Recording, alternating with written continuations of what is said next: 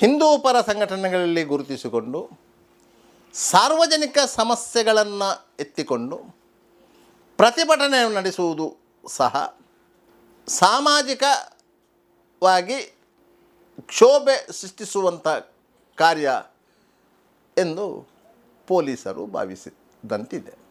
ಯಾಕಂತ ಹೇಳಿದರೆ, ಕೆಲವು ದಿನಗಳ ಹಿಂದೆ ವಿಟ್ಲ ಪೊಲೀಸ್ ಠಾಣಾ ವ್ಯಾಪ್ತಿಯ ಪೆರುವಾಯಿಯ ಯತೀಶ್ ಎಂಬವರಿಗೆ ದಕ್ಷಿಣ ಕನ್ನಡ ಜಿಲ್ಲಾ SP ಅರುಣ್ ಕುಮಾರ್ ಅವರು ಗಡೀಪಾರು ನೋಟಿಸು ನೀಡಿದ್ದಾರೆ.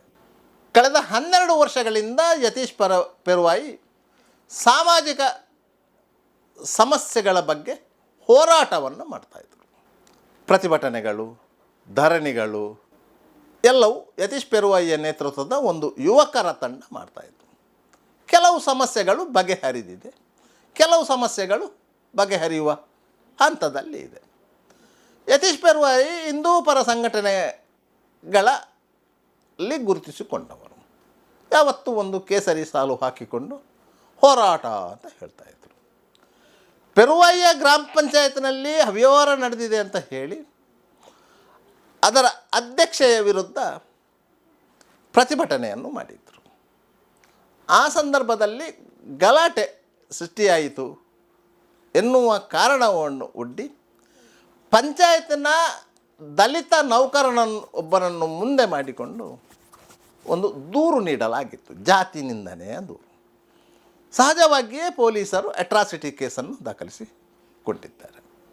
ಅದೇ ರೀತಿ ಯತೀಶ್ ಪೆರುವಾಯಿ ನಡೆಸಿದಂಥ ಹೋರಾಟದ ಸಂದರ್ಭಗಳಲ್ಲಿ ಸಣ್ಣ ಪುಟ್ಟ ಘಟನೆಗಳು ನಡೆದರು, ಅವರ ಮೇಲೆ ಕೇಸುಗಳು ಆಗಿದೆ.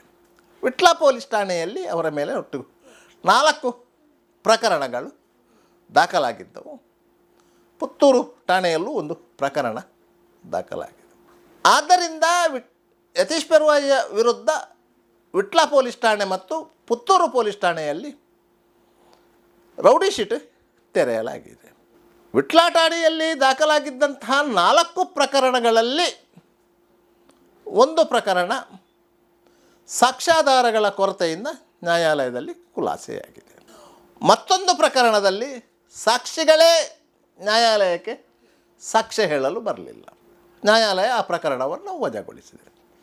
ಸದ್ಯಕ್ಕೆ 2 ಪ್ರಕರಣಗಳು ನ್ಯಾಯಾಲಯದಲ್ಲಿ ವಿಚಾರಣಾ ಹಂತದಲ್ಲಿದೆ.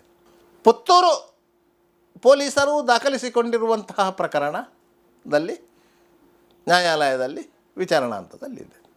ಇದು ಯತೀಶ್ ಪೆರುವಾಯಿಯ ಕ್ರೈಮ್ ಹಿಸ್ಟ್ರಿ.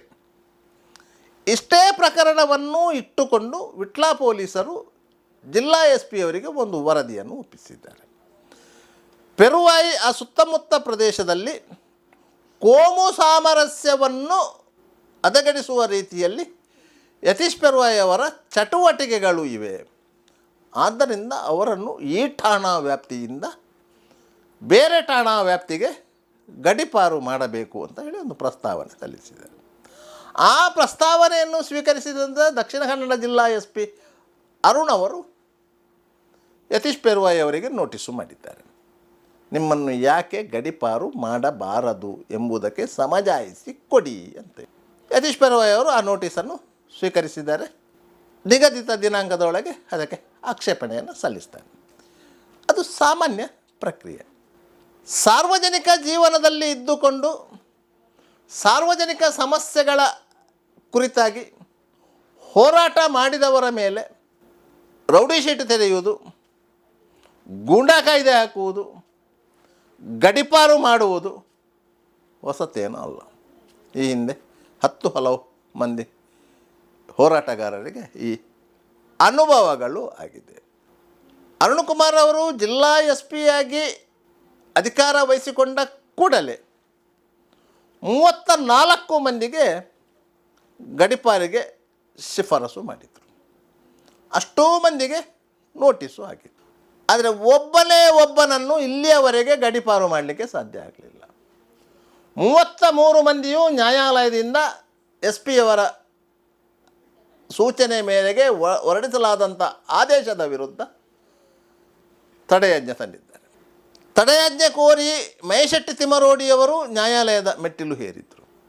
ಆದರೆ ಜಿಲ್ಲಾ ನ್ಯಾಯಾಲಯ ಅವರ ಅರ್ಜಿಯನ್ನು ತಿರಸ್ಕಾರ ಮಾಡಿತ್ತು.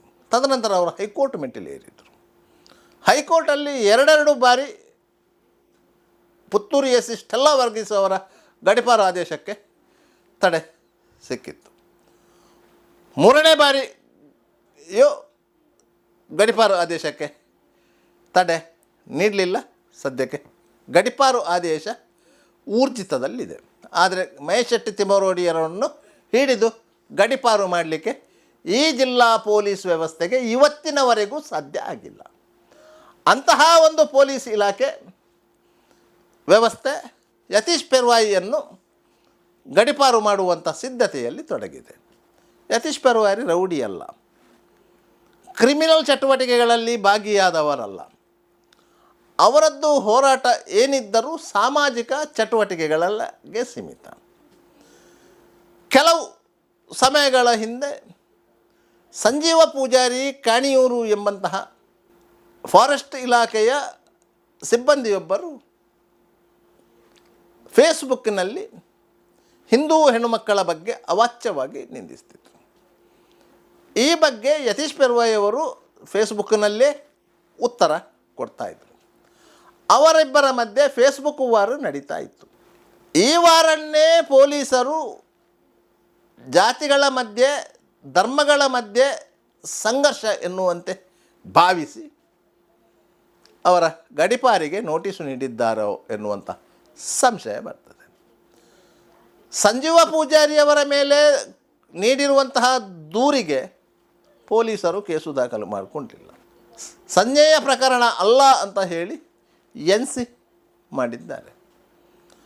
ಆದರೆ ಯತೀಶ್ ಪೆರ್ವಾಯಿಯ ಮೇಲೆ ಕೊಟ್ಟ ಅದೇ ಮಾದರಿಯ ದೂರನ್ನು ದಾಖಲಿಸಿಕೊಂಡಿದ್ದಾರೆ.